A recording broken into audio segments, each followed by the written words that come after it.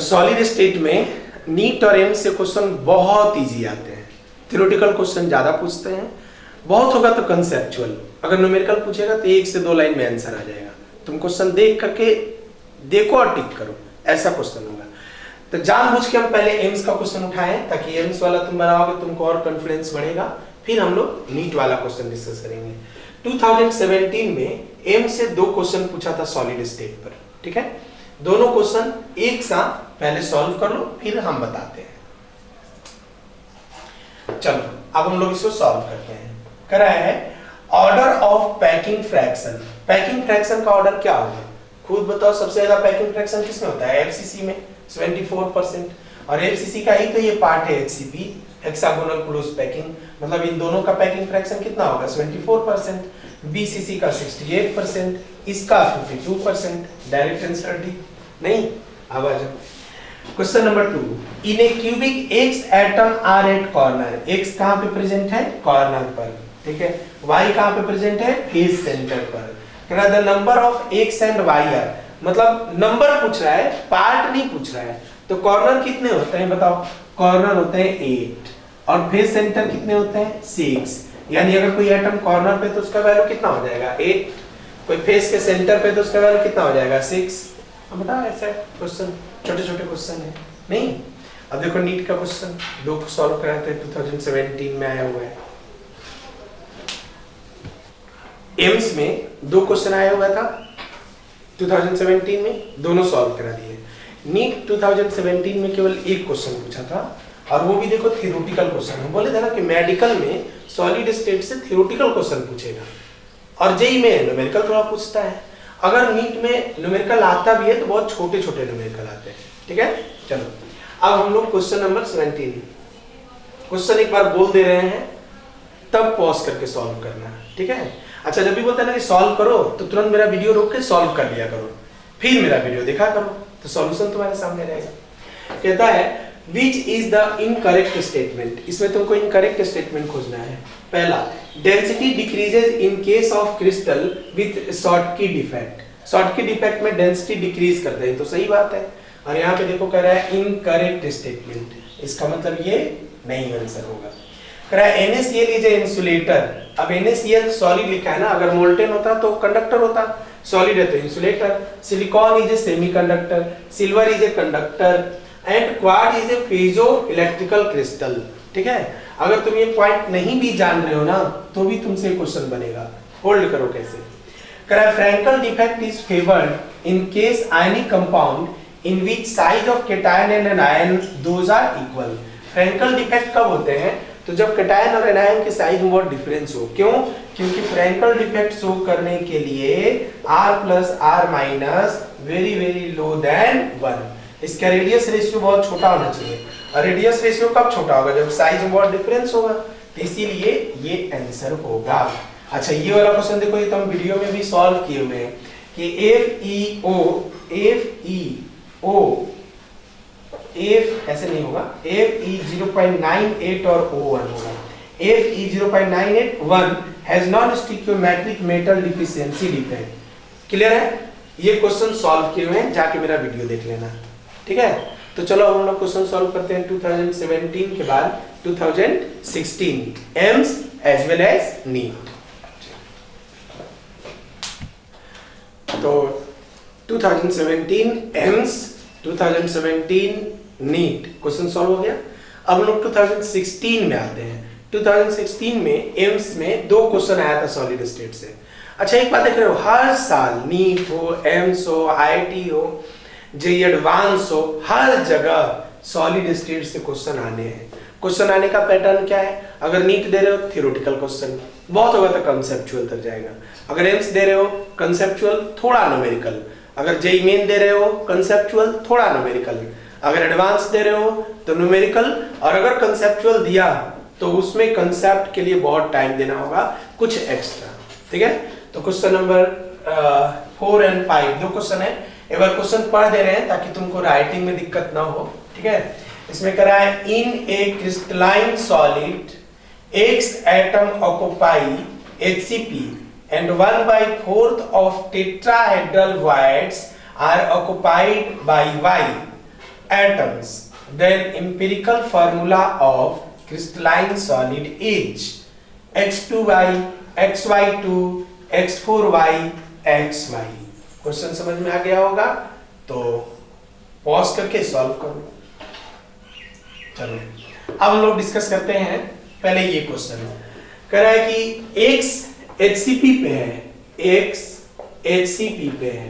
HCP का structure FCC की तरह होता है, नंबर ऑफ एटम 4 होते हैं, और जितने नंबर ऑफ एटम होंगे X के, Y का एटम 2 into 4 होगा, क्योंकि याद होगा तुमको tetrahedral void is equal to 2n होता है, याद है ना, बताया वीडियो में, वायड्स में जाकर के देखो क्लोज पैकिंग के रिस्पेक्ट में। अब यहाँ पे y is equal to 2 into 4 यानी क्या आएगा 8, लेकिन कह रहा है कि सारे जगह पे नहीं है, 1/4 पार्ट है, मतलब 8 का 1/4। सॉल्व करो कितना आएगा 2 आएगा, यानी y हो गया 2, x हो गया 4। फॉर्मूला क्या बनेगा x4y2। लेकिन हमसे क्वेश्चन पूछा है इंपीरिकल फार्मूला, तो हम लिखेंगे x2y, x2, अच्छा ये 2 है ना, और ठीक है, x2y, x2y आंसर हो गया।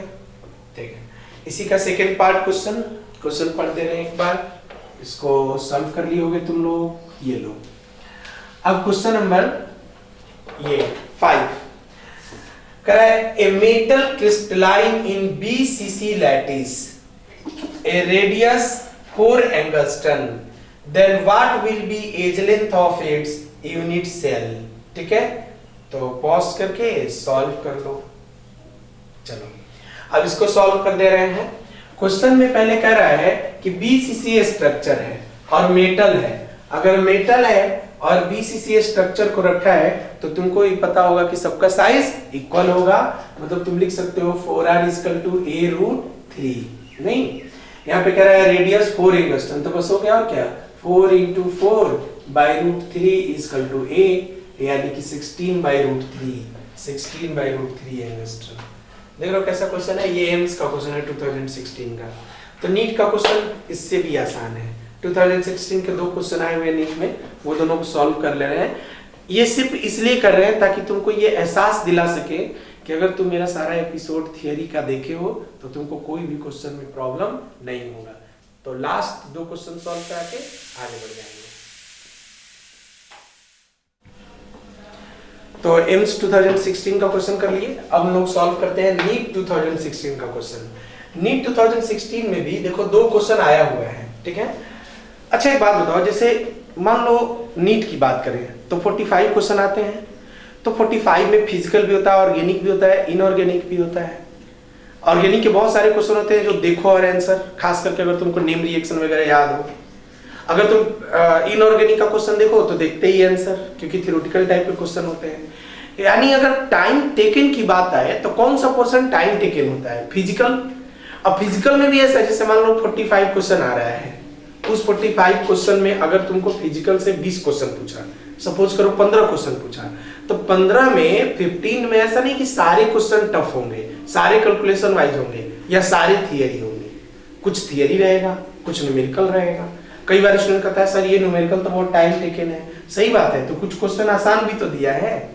जैसे 2016 में ये क्वेश्चन आया तो उस समय और भी चैप्टर के इजी क्वेश्चन दिया होगा, दूसरे चैप्टर से थियरी पूछा होगा, इससे न्यूमेरिकल पूछा, दूसरे से न्यूमेरिकल पूछता तो इससे थियरी पूछता। मेरा बात समझ रहे हो ना कैसे सॉल्व करना है। अब चलो हम यहाँ पे पहले क्वेश्चन नंबर 6 और 7, 2 क्वेश्चन है, 6 पहले पढ़ते हैं फिर तुम सॉल्व करना। चलो क्वेश्चन है कि lithium has a BCC structure, its density is 530 kg/m³ and its atomic mass is 6.94 g/mol. Calculate the age length of a unit cell of lithium metal. Avogadro number का वैल्यू दिया हुआ है। ये question solve कर लो तब हम कुछ बताएंगे, तो पॉज करो, सॉल्व करो। चलो अब इस क्वेश्चन में पहले एक बात बताएं, ये क्वेश्चन सॉल्व करने के पहले मेरा एपिसोड 6 डेंसिटी वाला जो वीडियो अपलोड किए हैं उसको जरूर देखना, और उसमें IIT के क्वेश्चन को हम 2 मेथड से बताए हैं, IIT एडवांस। अगर तुम वो क्वेश्चन सॉल्व कर लोगे तो ये क्वेश्चन तुमसे बहुत जल्दी बन जाएगा, ठीक है। लेकिन यहाँ पे हम इसको सॉल्व करने जा रहे हैं। क्वेश्चन क्या कह रहा है कि स्ट्रक्चर इट्स डेंसिटी, डेंसिटी का क्वेश्चन कैलकुलेशन पर होता है और अच्छा क्वेश्चन पूछता है।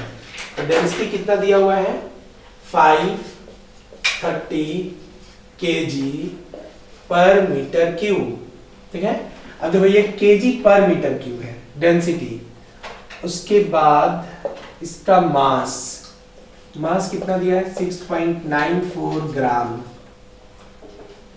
एटॉमिक मास, डेंसिटी हो गया, मास हो गया, BCC स्ट्रक्चर है तो नंबर कितना आएगा 2। अब आ जाओ डेंसिटी का फॉर्मूला लिखते हैं Z into M by AQ into M, यही लिखते हैं। अब पहले Z हमें मालूम है, Z का वैल्यू यहाँ 2 लिखना है, M का वैल्यू मालूम है 6.94 होना है। उसके बाद हम लोगों को AQ, ये तो हम लोगों का AQ निकालना है, एज लेंथ निकालना है, और Na एवोगाड्रो नंबर है। हम यहाँ से AQ इक्वल टू क्या लिख सकते हैं, लिखेंगे Z into M by D into Na, ठीक है। अब चलो Z कितना लिखेंगे 2, M कितना लिखेंगे 6.94 बाई डेंसिटी कितना, तो डेंसिटी तो यहाँ 530 दिया है तो 530 नहीं लिखेंगे, क्यों, क्योंकि देखो यहाँ जो 530 दिए हैं ये 530 kg पर मीटर क्यूब है, हमको पहले इसको सेंटीमीटर वगैरह में बदलना होगा, मतलब kg को ग्राम में, मीटर को सेंटीमीटर में। तो density is equal to 530 kg metre cube. अब इसको ग्राम सेंटीमीटर क्यूब में कैसे चेंज करेंगे ये सिखा रहे हैं, देखो। तो पहले तुम 530 लिख लो, kg को ग्राम में चेंज करना है तो 10 के पावर 3, 1000 ग्राम बराबर 1 kg होता है ना, तो 10 के पावर 3। मीटर को सेंटीमीटर में, 100 सेंटीमीटर बराबर 1 मीटर बोलेंगे, तो उसके हिसाब से 10 के पावर 2 सेंटीमीटर को 10 के पावर 2 सेंटीमीटर बराबर 1 मीटर, तो मीटर का क्यू है, यानी 10 के पावर 2 का होल क्यू करना होगा। होल क्यू करोगे तो 10 के पावर 6 आ जाएगा। जब ये 6 आएगा, इन दोनों को कट करोगे तो 530 इंटू 10 के पावर -3 आएगा। इस वैल्यू को यहाँ पे लिखने जा रहे हैं, तो डेंसिटी लिखोगे 530 इंटू 10 के पावर -3। Na कितना 6.02 इंटू 10 टू द पावर 23। देख रहे हो ना नीट का कैसा क्वेश्चन है, तो इसलिए सॉल्व करने से नहीं भागना है हम लोगों को। अब आ जाओ यहाँ 6.94 इंटू 2, जल्दी से बता दो कितना आ रहा है, 13.8।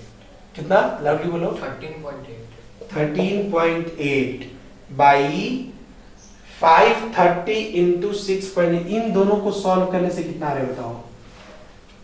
530 इंटू 6.02 को मल्टीप्लाई करेंगे कितना आएगा,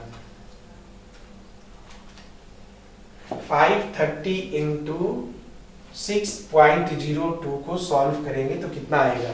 अच्छा ये वाला तो कट कर दोगे, 10 के पावर 20 इंटू 3190.6।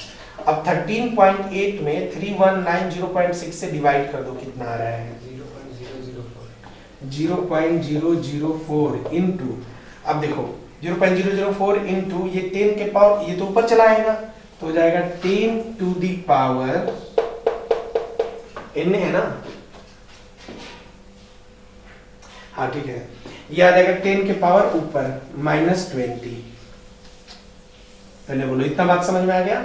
अब इसी को हम क्या लिख सकते हैं, देखो ये 20 है ना, हम इसको 24 करना चाहते हैं, क्यों, अभी तुमको समझ में आएगा। तो हम यहाँ लिख सकते हैं 1 2 3 4 यानी 40 इंटू 10 के पावर -24। ये लिखे, जानते हो किसका वैल्यू आया है, AQ का। AQ तो सॉल्व कर रहे हो, AQ सॉल्व के यहाँ आए, यहाँ के बाद यहाँ गए, फिर ये, मतलब हम यहाँ पे लिखे AQ इक्वल टू 40 इंटू 10 के पावर -24। अब बताओ यहाँ से A इक्वल टू क्या आ जाएगा, तो क्यूब रूट लेना होगा इनका, 10 के पावर -24 है, इसका क्यूब रूट करोगे तो -8 आएगा। लेकिन अगर 40 का क्यूब रूट करना होगा तो टफ होगा, कैसे करेंगे ये देखो, 3 का अगर क्यूब रूट लोगे ना तो अप्रोक्सीमेटली 27 आएगा, 4 का लोगे तो 64 चला जाएगा। हमको यहाँ पे 40 है इन दोनों के बीच का, तो अप्रोक्स वैल्यू 3.5 लिख सकते हैं। तो अगर इतना लिखोगे तो 10 के पावर -10, यानी तुम लिख सकते हो 350 इंटू 10⁻⁻10 सेंटीमीटर। इसी को मीटर में करोगे तो 350 इंटू 10⁻12 मीटर। इसको अगर सॉल्व करोगे तो 350 पिकोमीटर भी बोल सकते हो। 350 पिकोमीटर, 350। अब देखो कितना डिफरेंस है, 154, 352, 527, 264। तो तुम्हारा कैलकुलेशन इजीली इनके बीच के रेंज में आ जाएगा। अब इतना बड़ा क्वेश्चन तुम जेईई एडवांस में भी नहीं देखे होंगे। तो ये कहना या ये सोचना गलत है कि नीट में केवल थियरी आ जाएगा, ठीक है, या 1 मिनट टाइम में तो क्वेश्चन बहुत छोटे आएंगे। वो बैलेंस पेपर बनाते हैं, कोई चैप्टर से इजी क्वेश्चन, किसी से टफ क्वेश्चन, ठीक है। चलो अब इसको मिटा दे रहे, एक बार समझ जाना कैसे किए। डेंसिटी का फॉर्मूला पुट किए, यहाँ तक आ गए, यहाँ से सॉल्व करके सीधे AQ निकाले, AQ निकाल करके एज लेंथ निकाले, आंसर आ गया। अब इसी का सेकेंड पार्ट चलते हैं। सेकेंड क्वेश्चन पहले पढ़ दे रहे हैं, एक बार रीडिंग लेते हैं, सुन लो, लिख लो, फिर इसको सॉल्व करो। The ionic radius of A plus and B minus ion are 0.98 into 10⁻⁻10 meter and 1.81 into 10⁻⁻10 meter. The coordination number of each ion in AB is। ये क्वेश्चन डायरेक्ट एनसीईआरटी से है, तुम देखना एक्सरसाइज का। तो जल्दी से पॉज करके सॉल्व कर दो। चलो अब सॉल्व करते हैं। करा दो A प्लस और B माइनस का रेडियस रेशियो ये और ये है, तो हम लोग यहाँ लिखते हैं A plus by B minus. तुम कहोगे सर ऊपर प्लस क्यों लिखे, क्योंकि अभी तक हम लोग जब भी रेडियस रेशियो पढ़े हैं तो R plus by R minus लिखे हैं। तो उसी तरह से यहाँ पे A plus by B minus लिखेंगे और A प्लस के लिए वैल्यू लिखेंगे 0.98 इंटू 10 के पावर माइनस 10 और बाई इसके लिए लिखेंगे 1.81 into 10 to the power minus 10। अब इन दोनों को कट करोगे 0.98 बाई 1.81, यह आ जाएगा A plus by B minus. Radius ratio का क्लास कर लीजिएगा। अब आ गया जल्दी बताओ, इन दोनों को सॉल्व करने पे कितना आ रहा है, डिवाइड करने पे 0.98 बाई 1.81, तो 0.54 आएगा A plus by B minus. Calculation हो तो आप भी सॉल्व कर सकते हैं। अब यहाँ पे 0.54, जब ये रेडियस का रेशियो देखोगे तो तुमको मिलेगा 0.414 और 0.732 का ये रेडियस रेशियो है। इसका मतलब ये किस कंडीशन को फॉलो कर रहा है, ऑक्टाहेड्रल को। और ऑक्टाहेड्रल का स्ट्रक्चर कैसा होगा, 4 अपने प्लेन में होंगे, एक ऊपर और एक नीचे। कोऑर्डिनेशन नंबर कितना आ जाएगा, 6। तो आप देख रहे हैं आपको कुछ क्वेश्चन कराए नीट का, एम्स का, ताकि आपको ये पता चले कि किस टाइप का क्वेश्चन पूछता है। अच्छा देखो 2005 का, 2004 का या 1990 के क्वेश्चन करने से कोई खास फर्क नहीं है। क्वेश्चन करिए 18, 19, 20, अभी का जो लेटेस्ट आया हो, 20 तो नहीं, गलत हो जाएगा, जैसे जो 17 में आया है, 18 में आया, 19 में आया है, वैसा क्वेश्चन सॉल्व करना चाहिए। इतना क्वेश्चन किए हैं और प्रॉब्लम सेशन मेरा कंप्लीट हो रहा है, ठीक है। अब हम लोगों को नया चैप्टर की ओर बढ़ना चाहिए। नया चैप्टर में यानी कि एनसीईआरटी के अकॉर्डिंग हम लोग स्टार्ट करेंगे सॉल्यूशन इन कॉलिगेटिव प्रॉपर्टी, ठीक है। वैसे बताएं कि आप मेरा कोई भी चैप्टर देखेंगे तो चैप्टर पढ़ाने का मेरा तरीका ही अलग है।